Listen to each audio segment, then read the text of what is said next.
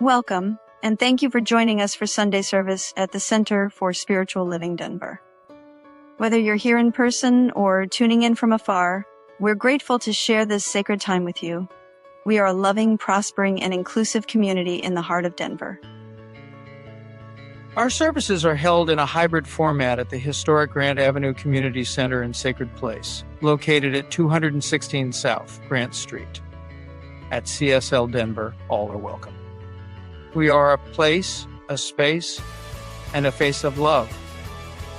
A spiritual community practicing universal principles that enrich and transform our lives. Your presence is a blessing. If you're joining us online, feel free to say hello in the comments so we can celebrate you and your light. Life brings many experiences, and you never have to walk through them alone. Our licensed spiritual practitioners are available for personal prayer support. Their names and contact information can be found on our website at csldenver.org.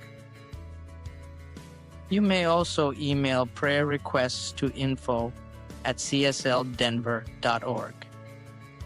Convenient links are included in the description of this broadcast. We extend deep gratitude for your participation, your financial contributions, generosity, and your continued support of our services, classes, and community events. If you'd like to stay connected and informed, we invite you to sign up for our weekly newsletter on our website. We continue to live stream all services every Sunday on Facebook, YouTube, and the New Thought Media Network. Wherever you are, you can join us in real time.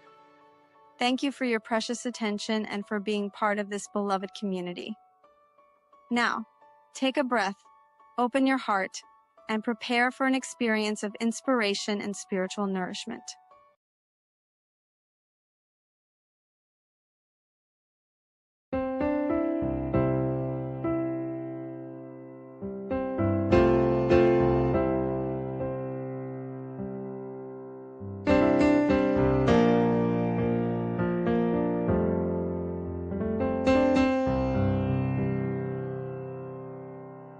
There is a garden where dreams come true,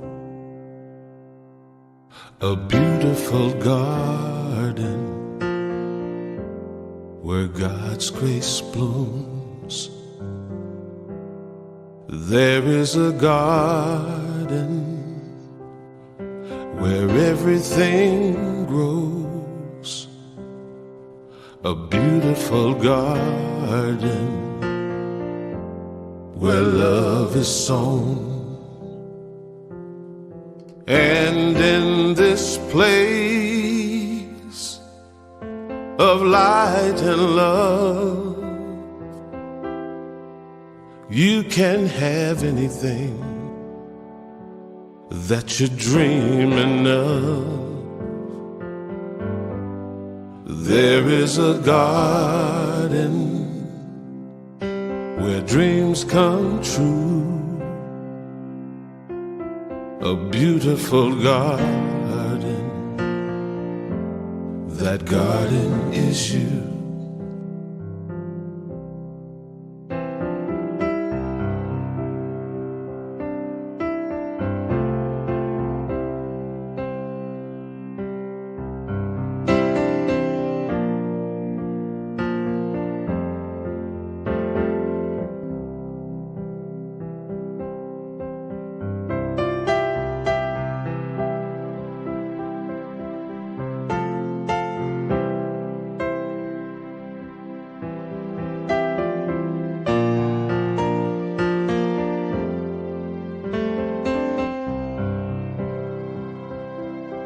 And in this place of light and love, you can have anything that you're dreaming of.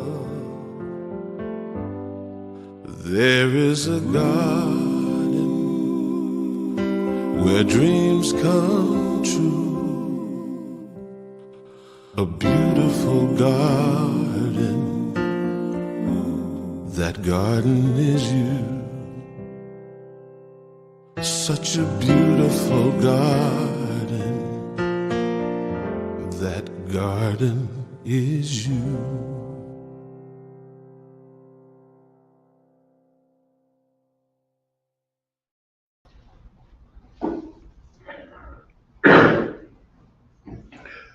Good morning, everybody, and welcome to the Center for Spiritual Living Denver. I'd like to welcome the familiar faces back, as well as some new guests we have today. It's very, very pleasurable to see you all coming in on this wonderful July morning. I invite you to get settled in your seats and close your eyes and take a cleansing breath in through your nose and release through your mouth. Go ahead and take another cleansing breath and release.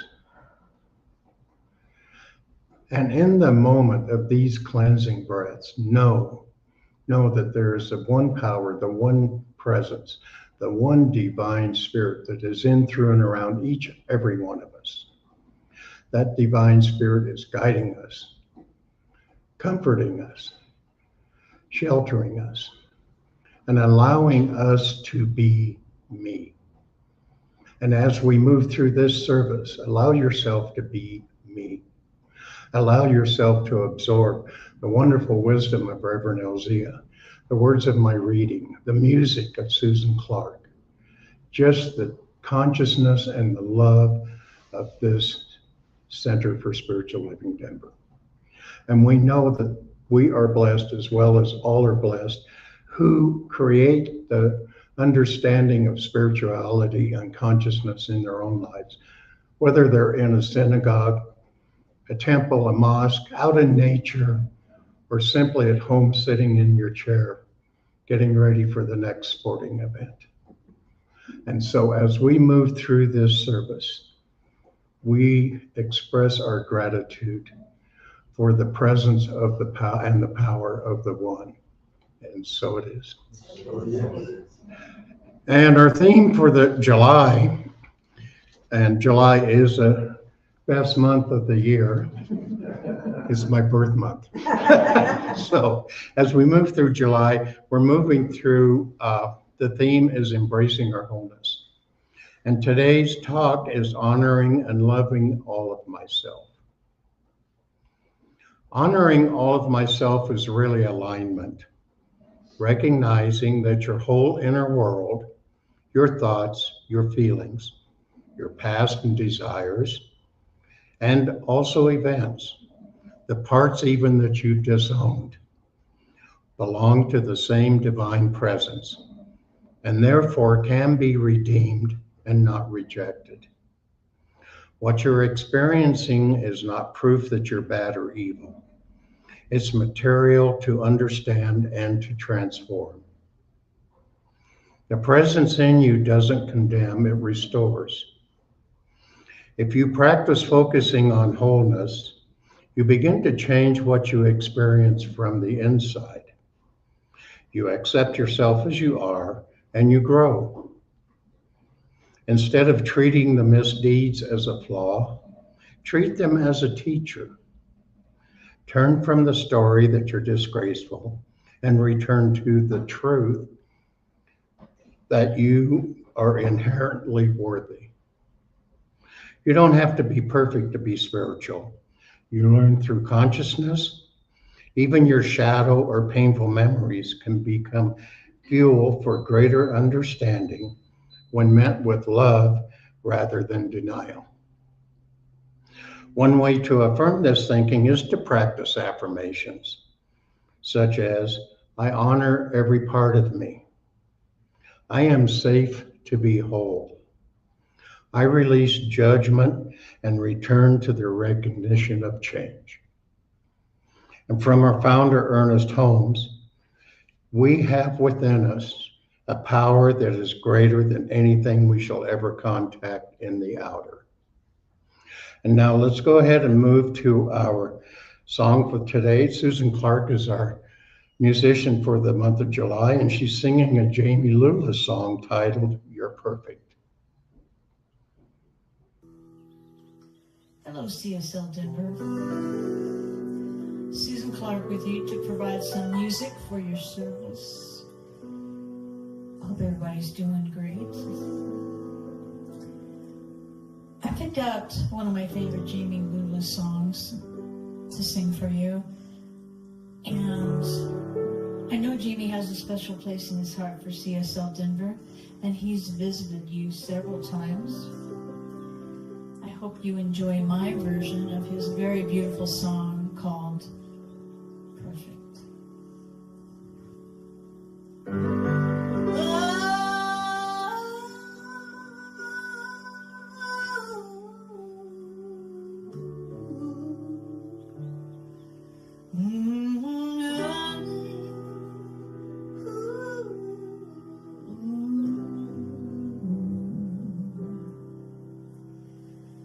In my eyes, in my mind, in my heart, in my soul, in my life I've been searching for something, but you were my dream.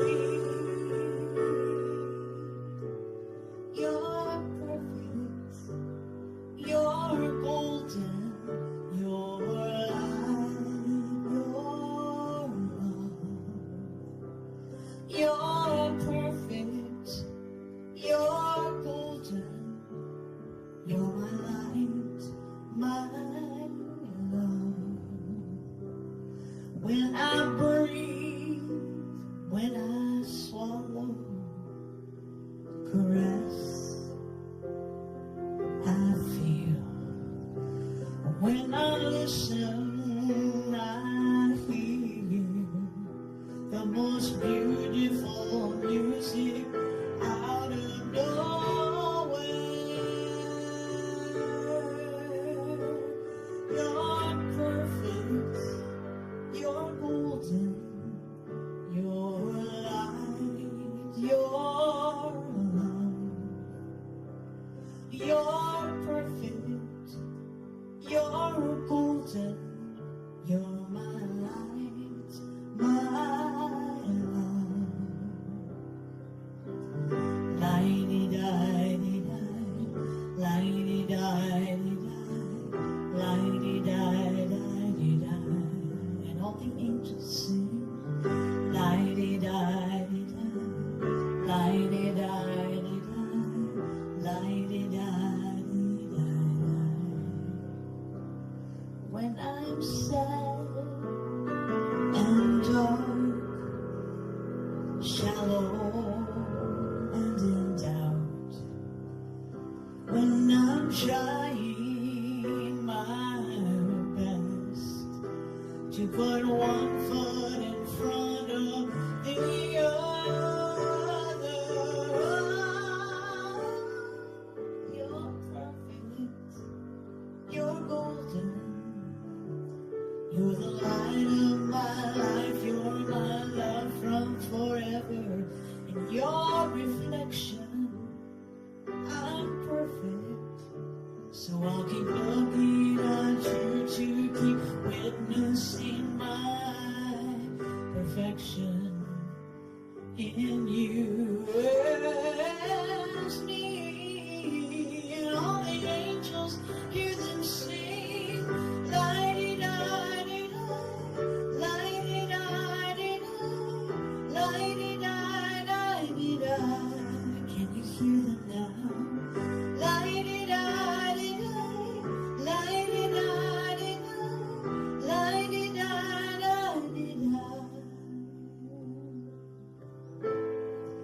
You're always there, you never leave.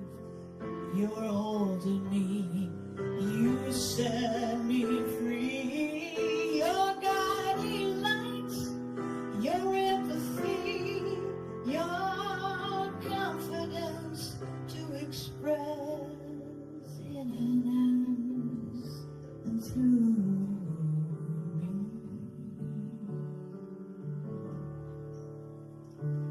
You're perfect, You're golden, you're the light of my life, you're my love from forever, and your reflection, I'm perfect, so I'll keep looking at you to be witnessing my perfection in you as me. Hear all those angels sing, they're singing, la-di-da-di-da, la-di-da-di-da, la-di-da-di-da. Hear them now, la-di-da-di-da, la-di-da-di-da, la-di-da-di-da. Sing it with me now, la-di-da-di-da, la-di-da-di-da.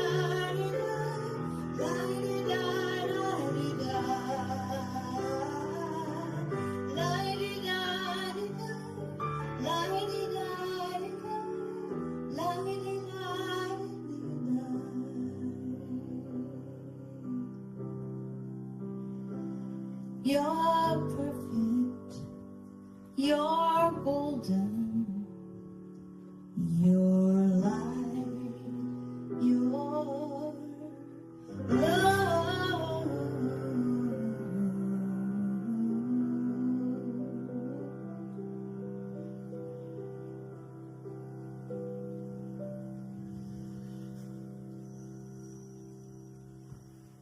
Thank you.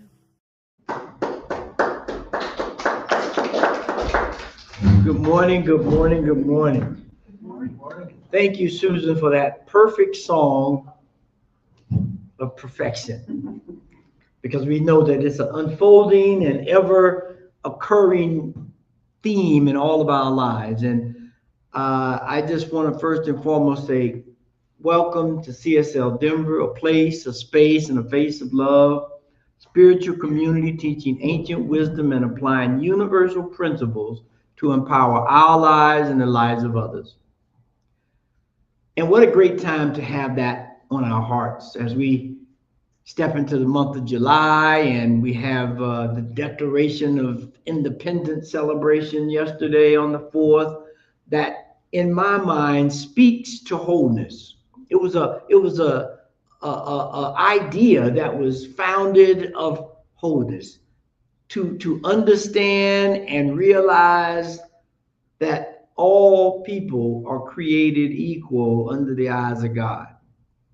Now, that's a hard thing to put into practice, as we've seen over the 250 years, but we are ever growing and ever evolving into that idea. And so before we get started, let's just take a moment to go within and to allow ourselves to be centered in the mind and heart of God so that we can receive the infinite blessings and wisdom and guidance that is always available. Infinite Spirit, source of all life, wisdom, and understanding. We pause in this sacred moment to go within. We open our minds and we allow the receptivity of our very soul to be illumined with the light of the divine. We allow it to rise within us, to be a guiding force, to make us whole. And so we trust and we know that every thought today moves us in a direction of clarity. Every idea illumines our path, and that as we take steps toward who and what we truly are, we become joyous participants in this thing called life. And so we affirm that we stand in a current of ever-flowing love, of ever-flowing wholeness from the divine. And that with this awareness, we allow ourselves to be still and know that we are created in the image of the divine, which is one, whole, and complete. And it is not in that idea that we release, we let go, and we know that it is so, and so it is. Amen. And so welcome to a new month of celebration and fireworks, as we said. I hope everybody has fireworks going off inside to talk about this celebration of life, this celebration of oneness, this celebration of wholeness that this beginning of summer, if you will, brings us back to. And so as we step into this new month, we're looking at embracing wholeness. Embracing wholeness. And we want to stop and pause and say that once again. Embracing wholeness. And the one way to do that is by honoring and loving all the parts of ourselves. We love and honor all the parts of ourselves. Because if we look at all the spiritual traditions, at the heart of all of them, beneath all the names and stories of ourselves and all the faults and all these things that make us up, there was one truth, that there is the one life that lives and moves and has its being in each and every one of us. But unfortunately, we and not so unfortunate, because we know there are no accidents or mistakes in the universe. So we just use that as as a prompt to make us wake up, right? But when we look at this journey into wholeness, the first thing that we have to realize is that when we honor ourselves, we have to pause and ask ourselves this question: what part of myself have I disowned? Have I discounted? Have I put in the background, made apologies for, because they were not integrated in the composite of me? How many parts of ourselves have we casted out, hidden, or hid from? Because as we begin to strive for awakening, I know awakening sometimes now gets a bad word. Anything with awake in it, it's just like, even if it's awake from a boat in the ocean, they don't look at it too kindly. But we have to awaken to who we truly are. And that's what this whole idea of embracing wholeness and the very fact of loving all parts of ourselves. Loving all parts of ourselves. Because too often we segment ourselves into the wanted and the unwanted. And we allow the good parts, the shiny parts, the perfect parts, the spiritual parts to show up. And we hide the fearful and the angry and the disappointed and the judgmental. We hide all those, but they're still there. And that self that you think you are presenting, that's so pristine, you know, we've seen the cartoons where you got the whole cast of characters behind you, and you're trying to present one thing, and they're enticing you and poking at you and just saying, wait a minute, what about me? Why don't you integrate me into that story? Because we've been taught not wholeness. We've been taught separation. We've been taught to be ashamed of who we really are. And that's unfortunate. That's unfortunate. Because I know for myself, I often look back in the mirror of the road behind me, you know, because I don't want to turn back around. I might be tempted to go back that way for some strange reason. So I look at it in the mirror, and I realize that those things, and often looked upon as bad or stumbling blocks, or boy, I wish that didn't happen to me, turned out to be the awakening moment of my life that created who and what I am today. And I'm sure if each one of you were to just look in that mirror in the road behind, you would see the same thing. You would see the same thing. And I think, you know, I love Carl Jung for his whole storyline of the collective unconsciousness and the whole idea of archetypes, because that whole story speaks to the oneness of all things, and depending on place, time, and circumstance, a different aspect of the whole reveals itself. Whether it's the sacred mother or the warrior or the jester or the fool, or all these different archetypes that appear, they're all a part of you. They make up the whole story. And I think, one of the best stories that reenacts this whole thing is the story from ancient Egypt of Isis, Osiris, and Set. Now, some of you may be familiar. If you haven't heard that story or refresh your mind, go and look up that story. But I'll give you a little synopsis right here, where Isis is this metaphysical idea of wholeness and balance and order and justice. And her husband, Osiris, represents the becoming of who you are, the resurrection of everything in life. And Osiris's brother Set represents chaos, or better termed, I like to say, the process of transformation. Because chaos has gotten a bad word, and when we're looking at wholeness, we know there is nothing that is not useful, not valuable, something to be cast aside. So we look at that in that light. And so as the story goes, Set, which is also represented sometimes by the shadow, was upset with Osiris, this process of becoming. And he takes him and he dismembers him and spreads him all over the countryside. And when Ma'at finds out about this, she's heartbroken, because her whole thing is justice and order and balance and reciprocity. And so she goes out and finds all of the parts of Osiris and remembers, put them back together in a wholeness.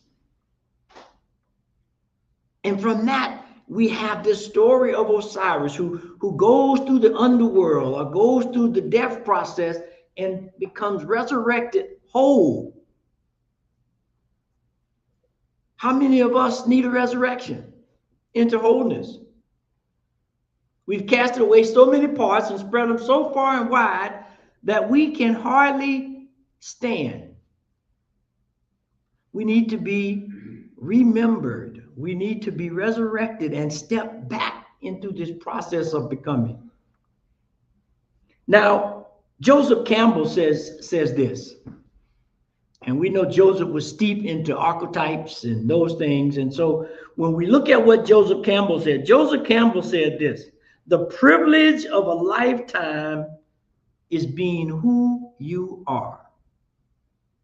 Which means you can't start dismembering pieces you don't like. You can't start, well, you can. I take that back, because we always had choice. So you can do that. But I guarantee you, there will be a gaping hole in the presence of who you are. You ever tried to go to a work or go to a party and you are really pissed off, but you figure you got to go and try to act like you on point, but you really mad or pissed off. And you think you're doing a good job of showing that you're right there as a whole person, but everybody sees it except you, that, man, something is wrong right there. Look at that facial expression. Look how they standing. Look at the tone of voice. That is not a whole person coming to present. Now, you can come to work and be mad if you want. That's all right. That's part of life. You can be disappointed. That's part of life. But when I try to separate those things as if they're not a part of the wholeness of who I am, now we're stepping into dangerous territory. We're stepping into dangerous territory because we are a reflection of everyone else. Even though you can't see it, I can see it. Why? Because I remember when I did it. I remember when I tried to fool myself. It didn't work. It didn't work. And so too often we segment ourselves into these places where we get lost within ourselves. We get lost within ourselves. And God has given us this perfect example of wholeness, of parts, and it's called every system and organ and everything that makes up me and you. We got a circulatory system and a respiratory system and a nervous system, and we got all these individual systems that are very much vital to our very existence. But if they don't come together and work in harmony, there is no existence. And so we have to love that if I start running down the street, that my lungs and heart say, wait a minute, I got to beat fast and take more air in. I don't get mad at them and say, you know, I was hurting. That heartbeat is, no, I don't want you to slow down. I don't want you to speed up, because that's getting the oxygen. That's creating that composite wholeness. And that's what we want. We want to be whole. We want to be complete. We do not want to walk around as disparate parts, because we can't, as Campbell said, be who we are. I couldn't be me if they start, well, I'm good for a little while, but if they start taking too many parts away, then I'm not going to be who I am. And that's what we want everybody to be, exactly who they are. Exactly who they are. And so to do that, we have to stop, I believe, making apologies for who we are. Because think about it. Think about when you make an apology, whether you feel it's the right thing or the wrong thing, needed or not needed. The purpose of that apology is trying to bring something back in, to make amends. And so I think we have to stop apologizing and trying to bring these disparate parts in, because they didn't go anywhere. They're still there. What we need to do is embrace them, not apologize for them. Embrace them. And so the question becomes, are you ready to look at life in a new way? Most people tell you, yeah, you got to apologize, but are you ready to look at life in a new way? This famous philosopher, I'm sure all of you are familiar with him, called Dr. Seuss. Dr. Seuss said this: you have brains in your head. You have feet in your shoes. You can steer yourself in any direction you choose. So we can steer ourselves to wholeness, or we can steer ourselves into separation. We are at choice. That's what the divine has given us this divine mind for, to choose. And as was said earlier when Tim was, it is the process of alignment that allows us to make good choices. It allows us to make good choices. And so I want to just give us 3 grounding points. 3 grounding points, I think, that will allow us to begin this process of wholeness, of loving all the parts of ourselves. And the first thing, I think, is one of the cornerstones of our teachings by Dr. Holmes. I'm going to say it in a different way. And that is, we have to renew the inner conversations we have with ourselves. We have to take a look at how we talk to and about ourselves. Because we know that thoughts are things. Thoughts are things. And so the way we speak to ourselves becomes the atmosphere in which we live. And I'm going to bear witness that you can't fool the universe. I tried to act like I was happy, but I wasn't, and it didn't work. I tried to act like I was, settle with myself and my mistakes and my disappointments.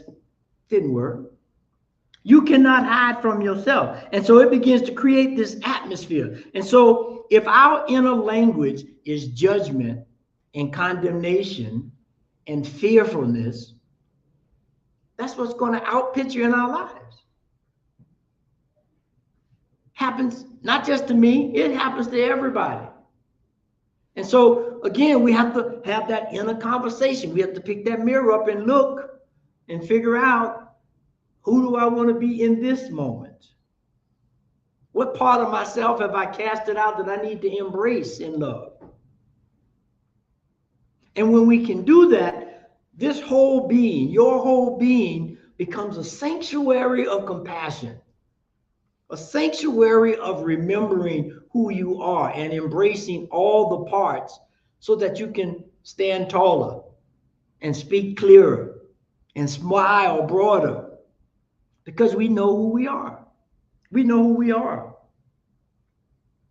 And it requires this. It requires watching the voice inside. Some of us would never speak to another person the way we speak to ourselves. We would never do it. But we call ourselves all kinds of names and put all kinds of things on ourselves. And it's creating an atmosphere. And don't be surprised when it shows up now, because we are co-creators in this world. And so we must begin to renew how we have this inner conversation with ourselves so that we can wake into a new light. Now, the second thing is in line with that, and it helps put that in perspective, is we have to begin to honor our story. No matter how tragic, no matter how joyous, or no matter how haphazard it may be. Because that story has made you who you are. I mean, we've all said that. We've all said, had I not got fired from this job or had that breakup, I would not be where I am or who I am or doing what I do. But if we cast that off as separate from us and we don't embrace that part of ourselves in love, we become disabled. Disabled to make a choice. Disabled to be reborn. Disabled to love all the parts of ourselves.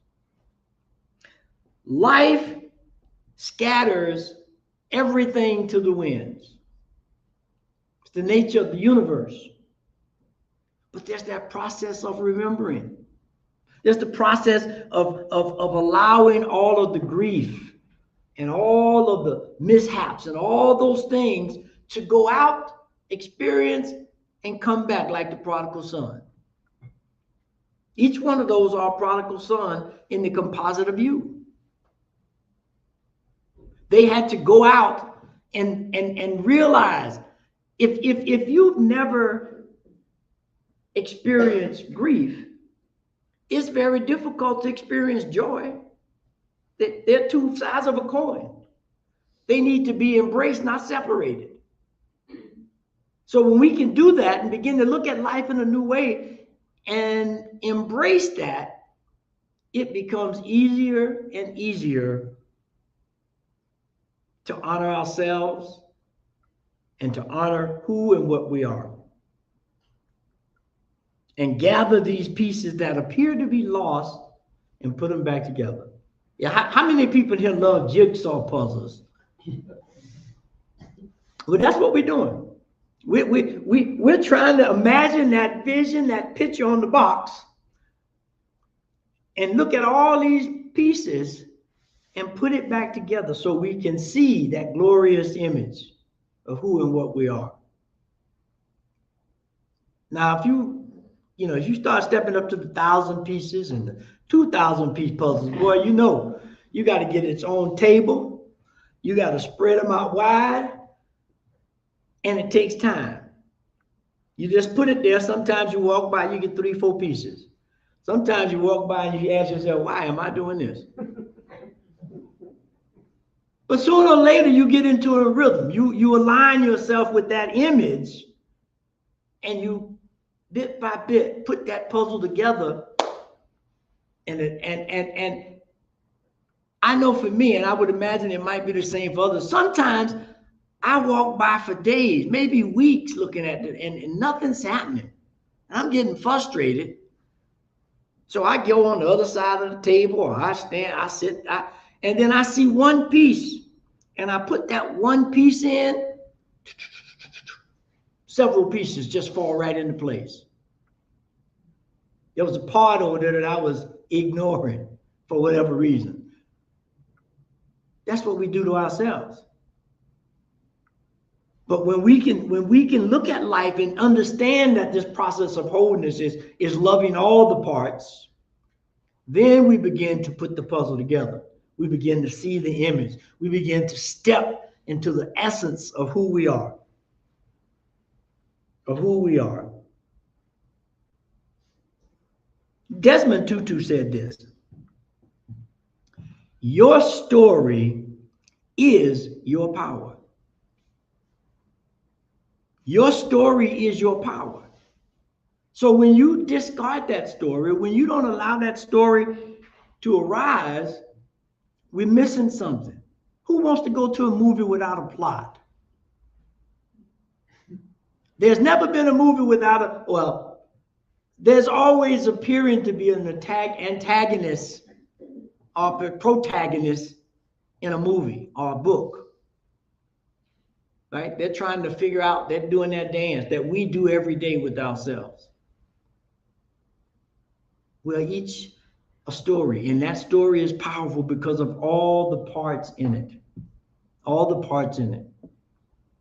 And so last but not least, in this 3-point grounding, once we've, had this inner conversation, we renew that conversation of looking inside and figuring it out and embracing and making friends again.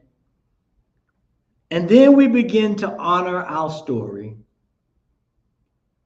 Last but not least, we can begin to remember ourselves. We can put this thing back together like that puzzle. We can remember in both ways, remembering who God created us to be, and remember, put it all together. When we do that, we have to remember who we are. Parker J. Palmer, who's a great author. He does stuff with education. He does a lot of stuff. But he said this in his book, A Hidden Wholeness. Wholeness does not mean perfection. It means embracing brokenness as an integral part of life. Embracing it all. Embracing it all. There's this, some of you may have heard of this concept of Japanese art called kintsugi. Right? Kintsugi is this idea in Japan where if you have a plate or something of value or something that you respect that gets broken, it's the process of taking it and putting it back together with gold. All those cracks are filled in with gold. And as a result of that, it becomes more valuable than it was when it was unbroken. No matter what the value at the beginning, if it was, $5, now it may be $10. If it's $1 million, maybe $1,002,000 now, who knows? But the idea of remembering that piece together with gold highlights, as that Rumi poem says or quote says, that, those cracks are the places where the light comes in. And they do it with gold to represent that light, to represent this idea of kintsugi. Remembering who we are. I want to give you this story to kind of settle this whole idea in. There once was a little girl who was traumatized very early in life. About 8 years old, she was traumatized. And as a result of that trauma, which caused her to separate, we know that's what trauma does, and we see that now with the PTSD and all of the modalities we're using to remember people, especially our soldiers who took a big stand in the independence of this country. Well, that little girl, after that trauma, went silent. She didn't speak for 5 years. 5 years she didn't speak because she was too scattered, too dismembered. And ironically, there was a teacher, get this, that was named Miss Flowers to come and give some beauty to the place, to encourage her to read poetry and encourage her to look at the beauty of life and the integratedness of life and all these various parts that are often not seen when we get too disparate in parts. And so through that work of looking at beauty and looking at love, she became a conduit for loving herself. And she got her voice back. She became whole. And that little girl became Maya Angelou, poet laureate, voice of a nation in terms of wholeness and remembering who you are. And she has the book, I Know Why the Cage Birds Sing. Even though, you know, it's broken apart, it appears, because it's in a cage, it can't be free, it can't express itself. But she says, I know why the cage bird sings. Because she understood what it meant to be whole. And that once I'm whole, you can't put me in a cage. You can't hold me down. You can't hold me back. And that's why this idea for this month of wholeness, embracing wholeness and loving all of our parts, she had to begin to love that part of herself that was traumatized. And I'll let you go look at her story to figure out what that trauma was. But she overcame it. And so when we begin to allow this to happen and allow some part of us that has gone silent within each and every one of us, there's a part that we've silenced. I mean, completely silenced for whatever reason, whether it's a dream or an aspiration or a relationship or experiencing tenderness. Now is the time to reawaken it and embrace it into the oneness of who you are, so that you and me and everybody can become the poet laureate of their own life and tell your own story. And you too can make the explanation, I know why the cage bird sings. Let us pray.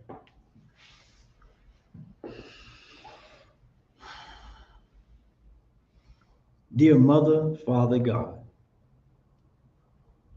that idea of wholeness, that idea of embracing the opposite and allowing it to be the exploration and aspirations and the becoming of who we are.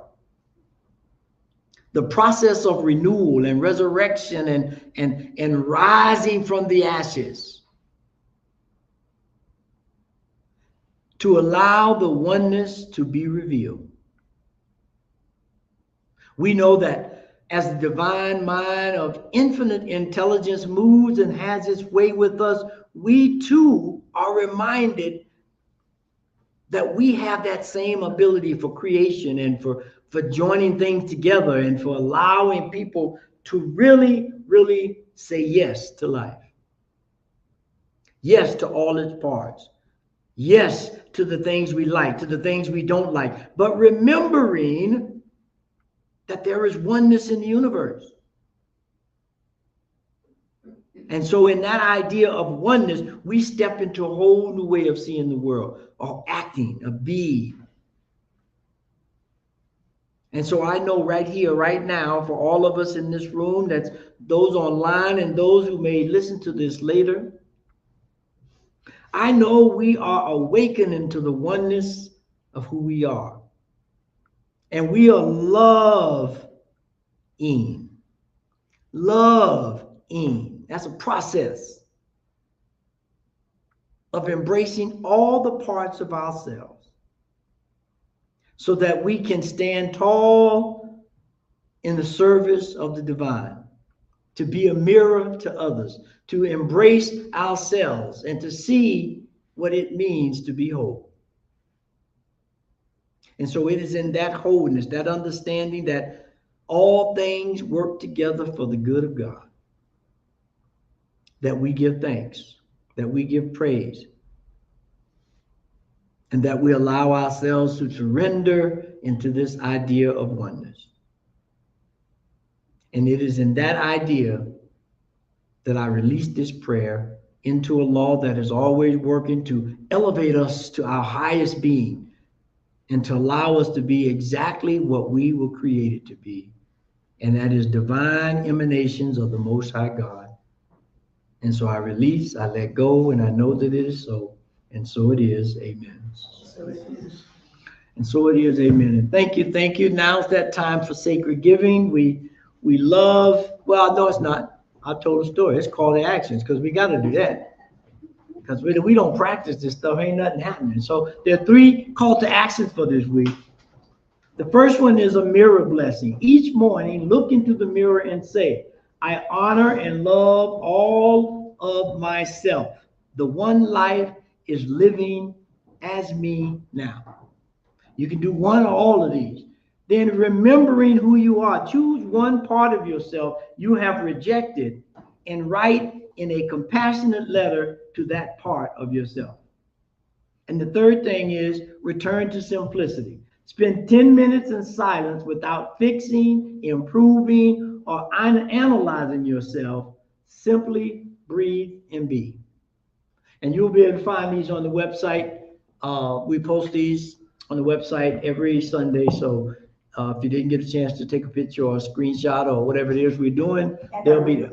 And our weekly newsletter. Exactly. It's in the weekly newsletter. So the affirmation for this week is I embrace and honor all of who I am, and so it is. And so now it's that time for sacred giving. I got ahead of myself. I was separated. I wasn't whole. I'm whole now. I'm back to being whole. And so we want to thank you for the time and treasure and talents that you give to CSL Denver, for being with us and giving to us. And so if you look at the different ways you can give running across the bottom of the screen by P.O. Box, text to give, in the sanctuary, or however you give, we appreciate it. And if you can repeat this affirmation to anchor this idea, place your hand on your heart if it's comfortable. This perfect gift is spirit and form, circulating and blessing all that it touches. Freely I give and joyously I receive, and so it is. Amen. And so Tim is going to come up and give us some announcements, and then we're going to close out. Thank you, Tim. Thank you.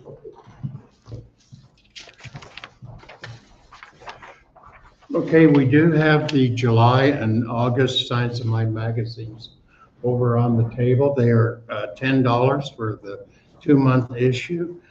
I want to put in a plug for this month's issue. John Waterhouse is doing the Daily Word, and he's going through the What We Believe line by line, and it is one of the most exquisite readings I've done in a long time. So there you go. So it's worth every penny of it for this month. And I agree with you there. I've been reading them every morning as well. So go ahead and you can pick them up over there on the table. Right after service, we have our mindful meditation moment and coffee social, where we'll focus on quieting the mind and being fully present in the now without any judgment. And we just follow that up with socializing and discussion over coffee, tea, snacks, water, however you would like. And also mark your calendars for the end of this month, July 26th at 10 o'clock. We have our community cafe.